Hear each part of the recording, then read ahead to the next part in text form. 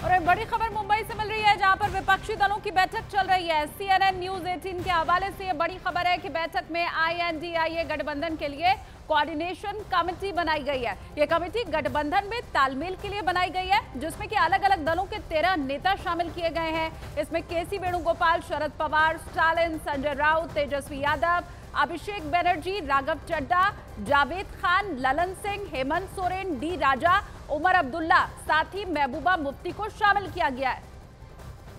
तो जो भी अड़चनें आ रही हैं इस गठबंधन में, जहां जहां पेच फंसा हुआ है, उन सभी दिक्कतों को दूर करने के लिए इस गठबंधन के लिए कोऑर्डिनेशन कमेटी बनाई गई है। और कमेटी के जो तमाम बड़े चेहरे, बड़े नाम हैं, उसके बारे में भी हमने आपको बताया, क्योंकि अलग अलग पार्टियों की अलग अलग राय है, अलग अलग पार्टी के जो कार्यकर्ता है उनका भी अलग अलग सोचना है। तो हर कोई अपने हिसाब से बयान भी इस समय दे रहा है। अब 13 नेता इसमें शामिल किए गए हैं, ये जो कोऑर्डिनेशन कमेटी बनाई गई है। और अब इस कमेटी की जिम्मेदारी होगी कि कैसे एक तय राय बनाई जाए।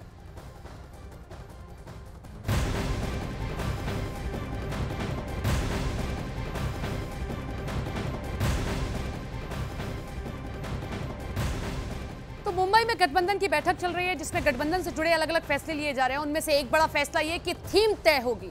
थीम का नाम होगा जुड़ेगा भारत, जीतेगा इंडिया। इसके अलावा सीट शेयरिंग पर भी बात हुई है और तय किया गया है कि जल्दी से जल्दी सीटों के बंटवारे पर चर्चा हो और जल्दी से जल्दी इसे पूरा कर लिया जाए। यह ऐलान किया गया है कि इंडिया गठबंधन में सभी दल मिलकर लोकसभा का चुनाव लड़ेंगे। तो ये बड़ी खबर आप देख रहे हैं मुंबई में, चूंकि मीटिंग चल रही है गठबंधन की, कई सारी बातें सामने निकल कर आ रही है। उसमें यह कि लोगो होगा, लेकिन लोगों पर अभी भी सहमति नहीं बन पाई है। दूसरा, सीट शेयरिंग का फॉर्मूला क्या हो, क्योंकि कांग्रेस ये इंतजार कर रही है कि विधानसभा चुनाव के नतीजे आए तो उसका दबदबा कहीं ना कहीं दिखाई देगा। इसीलिए वो कह रही है कि भाई सीट शेयरिंग का फॉर्मूला बाद में तय हो। लेकिन बाकी घटक दल कहीं ना कहीं ये दबाव बना रहे हैं कि सीट शेयरिंग का फॉर्मूला जल्द से जल्द तय किया जाए। लेकिन इन सबके बीच में एक कोऑर्डिनेशन कमेटी बनाई गई। कोऑर्डिनेशन कमेटी में घटक दलों के अलग अलग मुख्य नेताओं को रखा गया और अब ये थीम तय की गई है। अब देखिए, लोगो जारी करने में भले ही देर हो रही हो, बार बार इसे पोस्टपोन किया जा रहा हो, लेकिन गठबंधन के नेता ये कह रहे हैं कि लोगों पर कोई पेच नहीं फंसा हुआ है, बल्कि हर पार्टी के अपने चिन्ह है, वो आपस में लेकर इसमें बात कर रहे हैं। लेकिन एक तरह से गठबंधन के नेता लोगों की लॉन्चिंग को जिस तरह से लगातार टालते चले जा रहे हैं, अब उसी तरह से उस पर किए गए सवाल के ऊपर भी गोलमोल जवाब देते हुए दिखाई दे रहे हैं। सबसे पहले आपको सुनाते हैं प्रियंका चतुर्वेदी ने क्या कहा।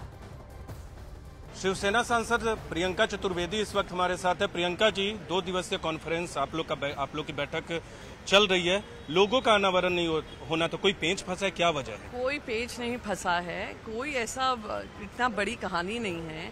सबके अपने अपने चुनावी सिंबल हैं।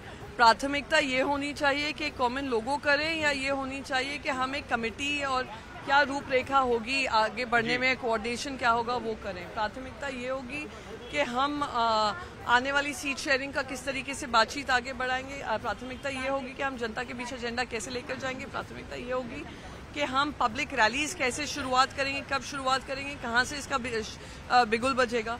तो ये सारे प्राथमिक मुद्दे हैं जो देश हमारी तरफ देखकर कह रहा है कि इस पर चर्चा हो। वहीं बीजेपी विपक्षी दलों के जमघट पर हमलावर है और लगातार गठबंधन की एकजुटता पर सवाल उठा रही है। साथ ही ये दावा कर रही है कि ये गठबंधन सिर्फ और सिर्फ कुर्सी की लड़ाई है। बैठक करते रहेंगे, ये बैठक से कुछ होने जाने को नहीं है। ये सब भ्रष्टाचारियों का जुड़ाव है, उनका जुटान पड़ा है, भ्रष्टाचारियों का जुटान है। ये लोग क्या करेंगे? इनसे देश चलने वाला है। जो अपने कुर्सी के लिए प्यासे हैं, सब कुर्सी के मारे हैं और सबको कुर्सी चाहिए। कितने प्रधानमंत्री देश में बनेंगे? एक ही प्रधानमंत्री ना, और वो प्रधानमंत्री देश ने तय कर लिया है कि देश का अगला प्रधानमंत्री नरेंद्र भाई मोदी ही